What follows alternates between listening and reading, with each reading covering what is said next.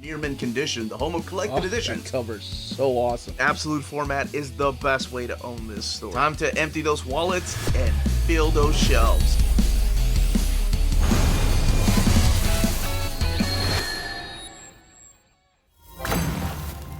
Hey, all you minties! Uncanny Omar here from Near Mint Condition, the home of collected editions.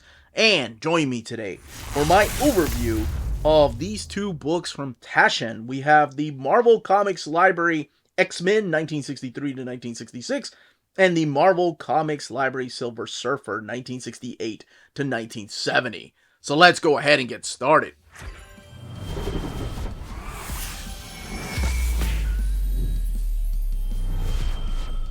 And welcome back, everybody. Now, before getting started, a big thank you to the folks at TASCHEN for sending us copies of both of these big, massive books.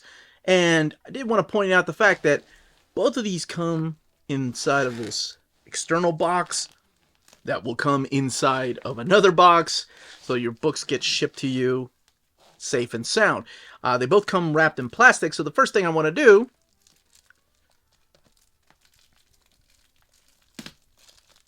is get rid of this plastic. Oh, and there's more plastic underneath this plastic. That's interesting. Well, let's go ahead and get rid of this plastic next.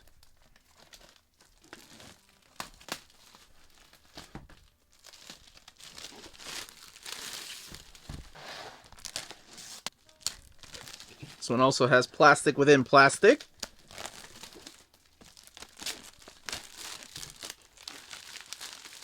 Go ahead and get rid of this plastic now.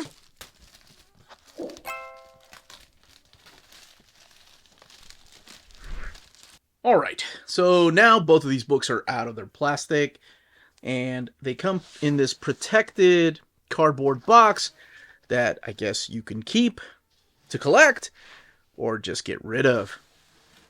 They do have a little ISBN sticker down here, and they are decorated. I mean, most of it is decorated with a front, a spine, and a back.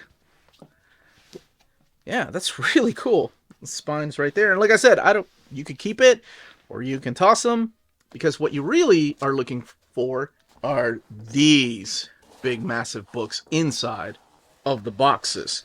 So let's get them out of the boxes, and they have plastic too. So let's get these out of the plastic so you can get a better look at them.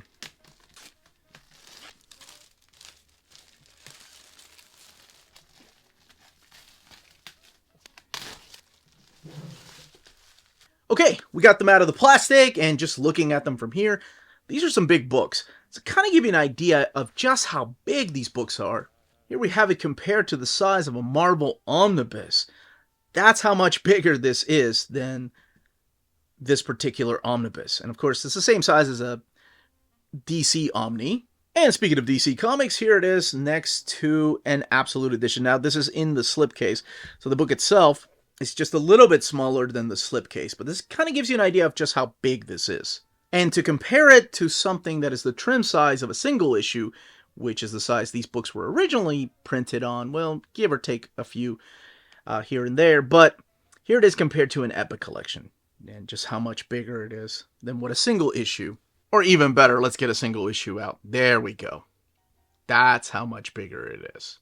Wanted to do a quick comparison to other big releases that we've had. Here it is compared to this giant X-Men XXL by Jim Lee, which of course was released by Marvel a few years ago, but they don't do these monster-sized books anymore. And again, this is two different eras, but this is how it looks compared to this big, giant book. And compared to an artist edition, which again reproduces the artist's art on the size of the boards, the art boards that they were using. So this is not that much smaller than those artist editions. And here are the spines to kind of give you a better look. And I will be doing a proper comparison to the Omni versions and the Epic collected editions of these particular books. Well, except this one doesn't have an Epic collection yet. Alright, so first of all, the way this book is printed, it's got this cloth-like feeling to it. It's absolutely beautiful. The spines, both of them have a different color. You have this X-Men on green and this Silver Surfer on this silver, which makes sense. 1963 to 1966, 1968 to 1970, the Marvel logo up there, and the TASCHEN logo down there. 68 to 70, this means this is probably the entire run of Stan Lee and John Buscema's art, and then the backs of the books. Now, before I go any further, and you're interested in either one of these books, Taschen is having a huge sell from Friday, August 30th, all the way to Sunday, September 1st. Both of these books will be 50% off, and I will leave a link in the description of the video, and it will take you directly to where you need to go, where these two books are on sale for 50% off. And again, that's August 30th, Friday, kicking it off that day all the way to Sunday, September 1st of 2024, in case you're watching this a little bit later. Okay, so we are going to go ahead and open up the X-Men, and then we'll open up the Silver Surfer. And again, I'll do a quick comparison between like previously released omnis of these books. Okay, let's go ahead and get this book open, and we'll look at the binding here in a little bit. Here's your end paper.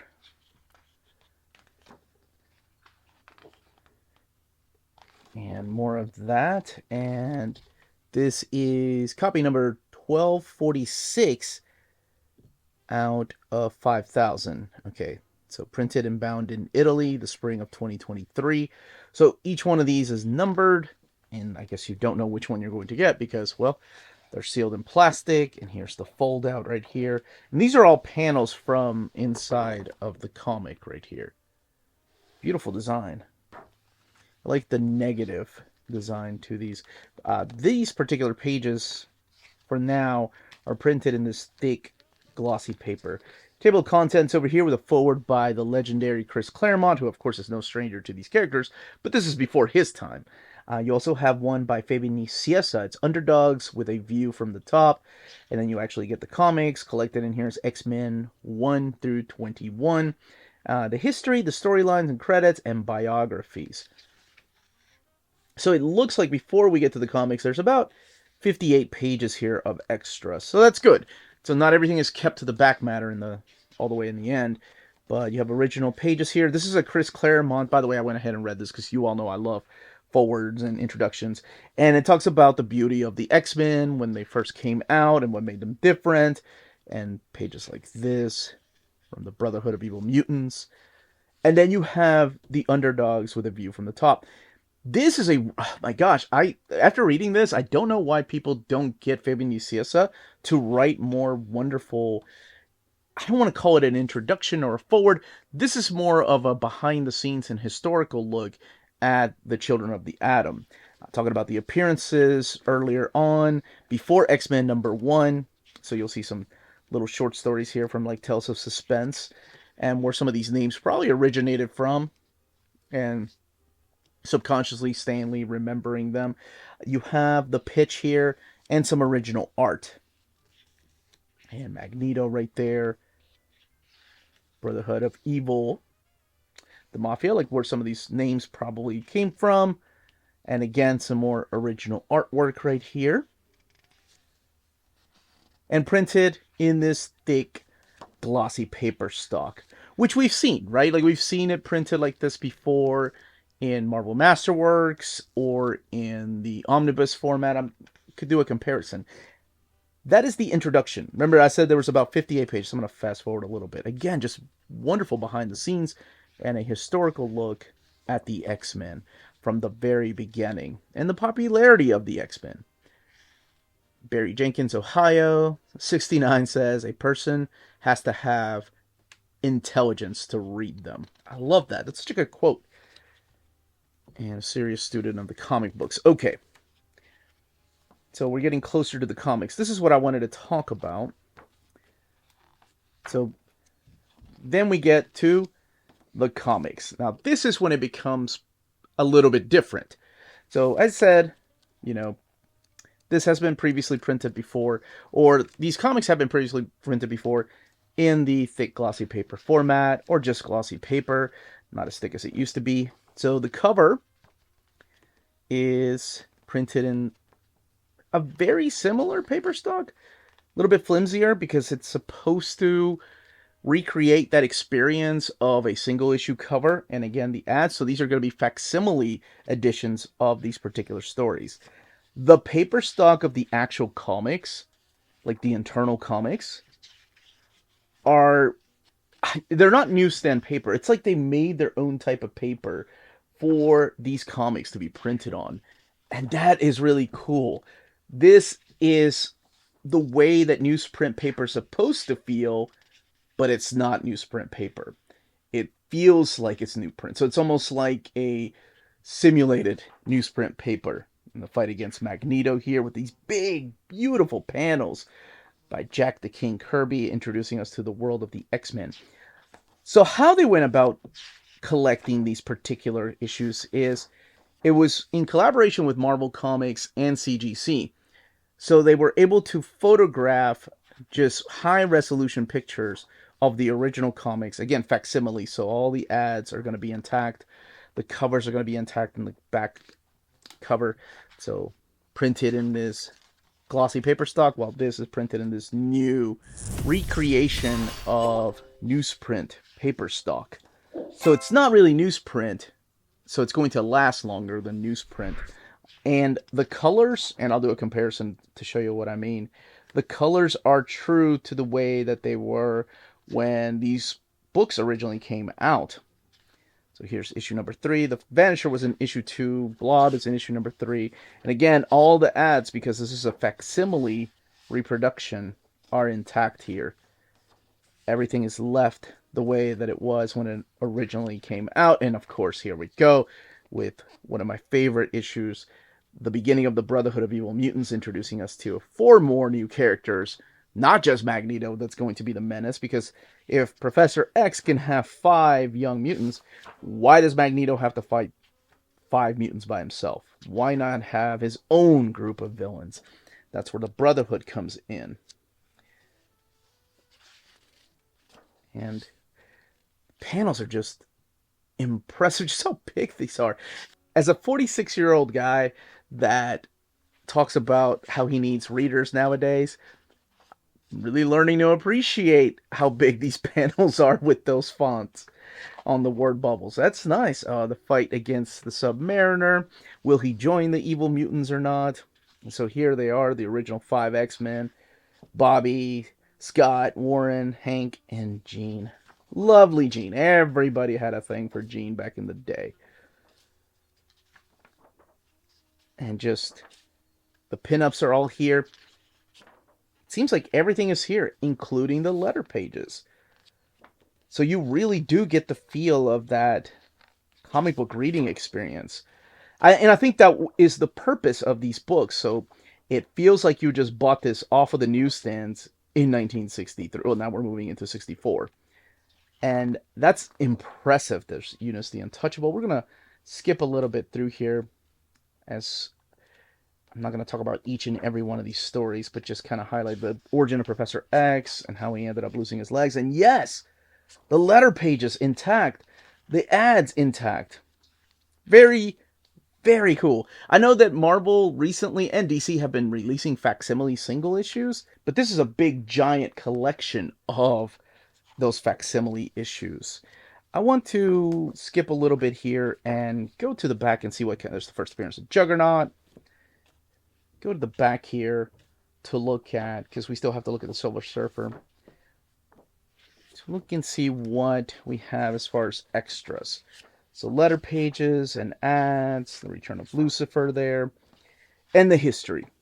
So in the history, you get the credits here, like who wrote what particular issue, who was the inks, and unfortunately, during this time, the colorists were mostly unknown, and that's just the way it was when it originally came out. A little bit about the comic itself, the cover, and then first appearances, or little notes as to like guest appearances. And this is a new take on the Golden Age Ka-Zar in issue number 10. And it goes through here. These 2 issues are very special to me because they were like my first Silver Age comics. Issue number 21. And this is Werner Roth's picture of Hank right there. And then you get your bios. on Dick Ayers, Saul Brodsky, Frank Giacoia, Stan Goldberg, Jack Kirby, Stan Lee, Paul Rainman, Sam Rosen, and Werner Roth, as well as all these other wonderful people that worked on this particular book. And acknowledgments. Okay, so here it tells you about the comics, the CGC, and the reproductions, how they went and got this particular collection together. And the acknowledgments will go through all the special people that helped put it together, who they worked together with. Now, this book has 666 pages. This one retails for $200, but again, Taschen's going to have a sale. It does have a big eye right there for sewn binding, and of course, one of my favorite things that these big, beautiful books have, a bookmark ribbon. That's right. Now, these issues have been previously collected before, and that's something that I want to do. I want to compare it to, first of all, the Epic Collection. Now, this doesn't have the latest scans. We'll be doing a comparison to the Omnibus here in a second, or I mean the Masterworks, who have the latest scans. And one thing you're going to notice right away, though, is the restoration. Now, the pictures here, the comics were restored, but they were restored to the way that you remember them. This, believe it or not, even though it's close to the colors, does fix a lot of the coloring issues and mistakes that were made. Actually, at this time, I do want to compare it to this, because this does have the nicest scans, because this is the remaster works. So let's go back. Actually, let's go back to this issue right here, which is the very beginning. And there we go. Again, the colors looking, of course, more blue than over here, looking darker. Magneto's red is a little more vibrant. The X-Men logo is a little more vibrant. The green really pops out as opposed to that. It looks almost like a forest green. And over here is a perfect example of restoration when it comes to the colors and the way that these were originally looking. Like, it's not, of course, I want to say nothing is really 100% accurate, but these are probably more like 99% closer to the comic book colors and art, the way it looked, than over here, because these were restored from the actual scans, while these from photographs. And even though the colors and the art were restored, it does feel like it's the original comic book. And the other thing, of course, is the size. This is like the traditional size of a comic book, and here it is in this big format. So how does it compare to something like the Omnibus? All right, here is the Omnibus, still bigger than the Omnibus. Omnibus, again, printed in this thick, glossy paper stock. This is the first printing, by the way, not the latest printing. While this is printed in this new newsprint type of paper, but better than newsprint. So the colors looking different, they really stand out here.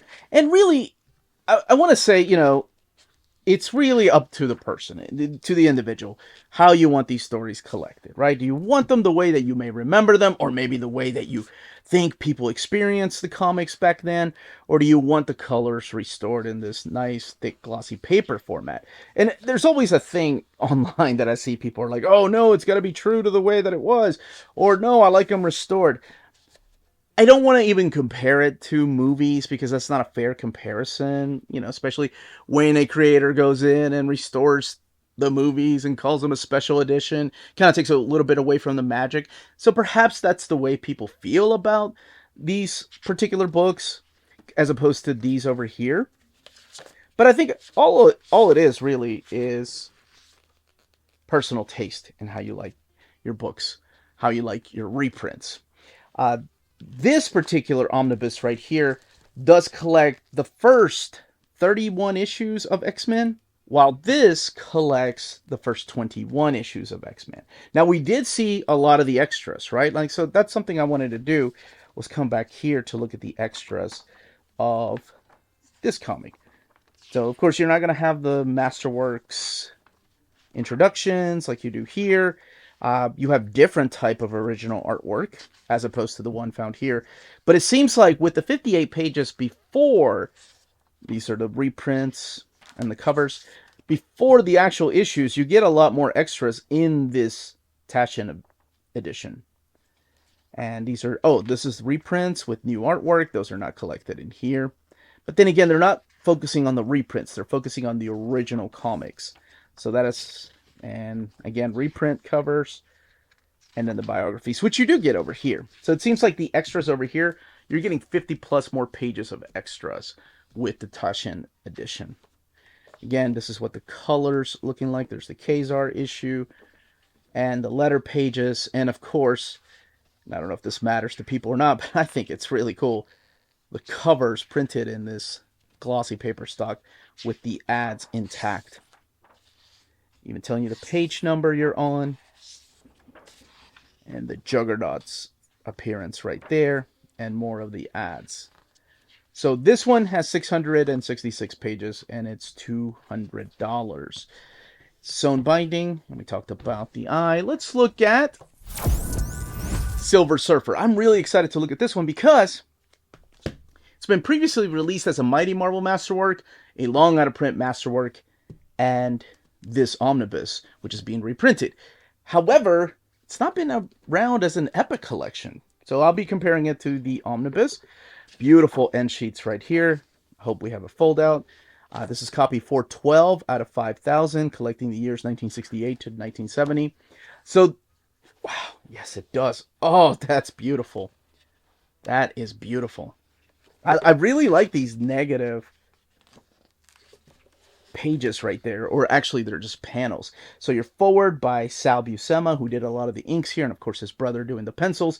Getting on Board by Douglas Walk. That is the gentleman that read all the Marvel comics in chronological order and wrote a book about it, the comics themselves, collecting Silver Surfer 1 through 18.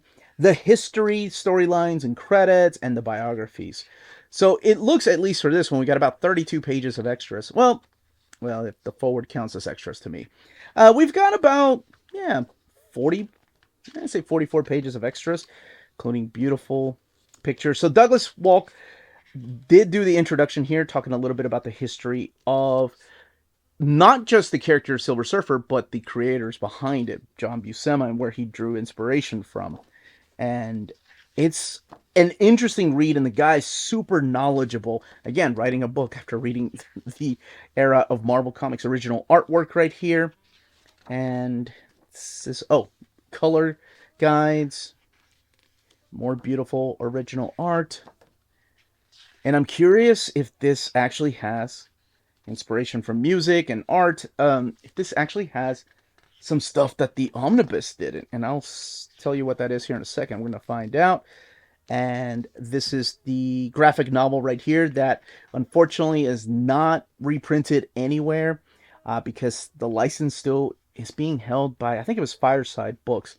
It is the Stan Lee and Jack Kirby graphic novel. And some more of those negative panels. And kicking it off with the comics right here. Silver Surfer issue number 1, The Origin of the Silver Surfer. So again, printed in glossy paper stock until you get here. And when you get to the actual comic pages, it is that newsstand type of paper and big John Buscema's art. This is the origin of Norrin Radd and how he ended up becoming a herald to Galactus, which, of course, they kind of hinted at a little bit in the pages of the Fantastic Four, but this is Stan Lee, just having fun with his buddy, Big John Buscema. And that was a character that Stan Lee didn't want a lot of people to write about or draw about. Again, the ads. And it's because he just loved Norrin Radd so much that he didn't want anybody to write about the character. So he was very limited to who could use him. I think eventually Roy Thomas, Galactus right there with the colors. And I'll do a comparison to the omnibus here in a little bit. Roy Thomas was able to use him in the Defender storyline that he wanted to tell, but with special permission by Stan Lee. I love hearing those kind of stories. And letter pages, which will be found through here, and the ads. Yes. And over here we have a bookmark and a Badoon right there. And a silver bookmark to, of course, match the spine. And Mephisto making his first appearance throughout the pages of Marvel Comics. Power and the Prize. So this book has 706 pages. and retails for $200 and collects the 18-issue series of Silver Surfer by Stan Lee and Big John Buscema.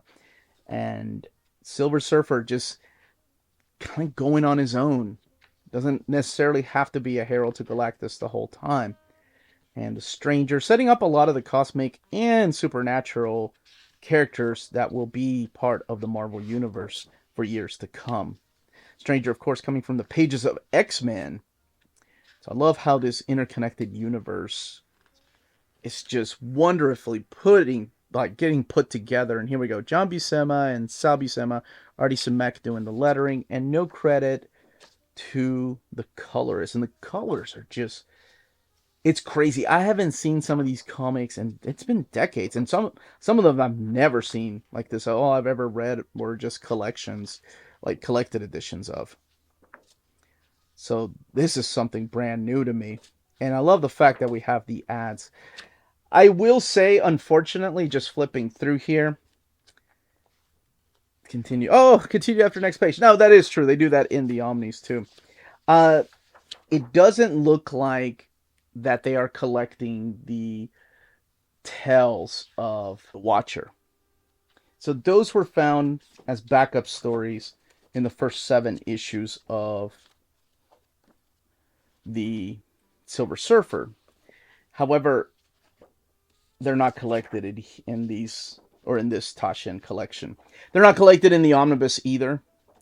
But it would have been cool to see that, just to see because they're facsimile editions, just to see it completely collected. Now, of course, if you own the Omnis, those are collected elsewhere. I think it's in the What If Omni, if I'm not mistaken. But we do have the entire 18 issues of this particular story. Now, the 18 issues have been previously collected in this, and we'll do a little comparison here in a minute. But this also has the Fantastic Four annual number 5 and not Brand X 13. And the TASCHEN edition does not. There's the Silver Surfer and Spidey issue. Now, this was supposed to continue, and unfortunately, it just ends. But some of the storylines are wrapped up. If you've never read it, and this is the way you're reading it, wow, that is one heck of an experience, that's for sure. Number 17. And then some of the inks are done by John Romita and Chick Stone doing this particular inks here. Now, by the time you get to issue 17, you're going to see a familiar face jump in issue number 18 to wrap up the series. And that is this gentleman right here, co-creator of the Silver Surfer, Jack the King Kirby. Coming in with inks by Herb Trimpe, Sam Rosen doing the lettering. So he does wrap up the series. And after that, again, letter pages. Man, what could have been. And the history. So much like the X-Men books, you get to find out a little bit of behind the scenes with the storylines and the credits. So telling you the date it came out, on sale date, the cover price. I love that they include everything. The page count and the cover and the title of the issue right here, when it starts, and a little bit about the book itself. Colors, for the most part, unknown, unfortunately, for this particular collection, too. A little bit more extras and the biographies right here. Look for Dan Adkins, Frank Bruner, Big John Buscema, Sal Buscema, Gene Colan, Bill Everett, Jack the King Kirby, Stan Lee, Howard Purcell, John Romita Sr., Sam Rosen, Mary Severin, Sid Shores, Art Simek, Joe Sinnott, Chick Stone, and Herb Trimpe. And then some original art. And again, how this came to be with the reproductions and different acknowledgments this time around. So I'm assuming these are some of the people's books that were photographed. And your end sheets. Purple. Very nice. But your silver ribbon. Now, let's look at the binding and then we'll do a quick comparison. 706 pages. And this one again retailing for $200. Since we have the entire omnibus collecting this, let's go back to the beginning and compare it. This is the second printing of the book. Just how much bigger it is too. That's crazy.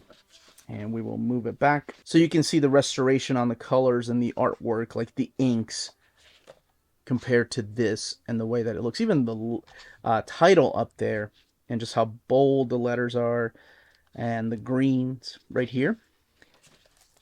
And I just want to stress again, this is really a matter of taste.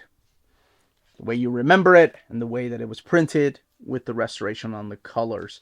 And it's crazy because, you know, whenever you see things like this, to me, this feels like the original comic book because that's just the way I've seen it reproduced and collected for years up until I opened something like this up. And again, this is probably 99% accurate with the restoration to the colors and the artwork because they were taken from photographs. And these are some high quality scans and photographs. My gosh. But over here, it's just like cleaned up and it's printed on glossy paper stock, which also makes the colors pop. But some of these colors they were using for these pieces of art, they're just amazing the way they look. And it's probably because of how big that art looks right there compared to the omnibus, just how much bigger that panel is over here. Of course, I appreciate the font being bigger. Did want to come back over here to issue number 8 because I really love the colors here. Letter pages are intact in this and the X-Men omnibus, but we are also going to compare the extras. So again, the way that it looks over here. But I wanted to do a color comparison because I was just blown away by the different colors that they were using here. And it looks just as awesome, almost like a painting over here, which I think was the look they were going for these particular issues. So I don't know if cleaning it up really did it justice as far as over here, because you do have those new colors. And again, a comparison between the sizes here of the art and the word bubbles. You don't have the page numbers down there. You just have to go by the page number and issue number. So this really does feel like you're reading a comic book. Let's look at the last issue here, and that is the Kirby issue. So I wanted to do a quick comparison to this internal artwork and see what it looks like. Again, the colors over here compared to the TASCHEN colors. Now, as far as extras, at least in this printing, besides the annual and the Not Brand X, there's really not that many extras, just some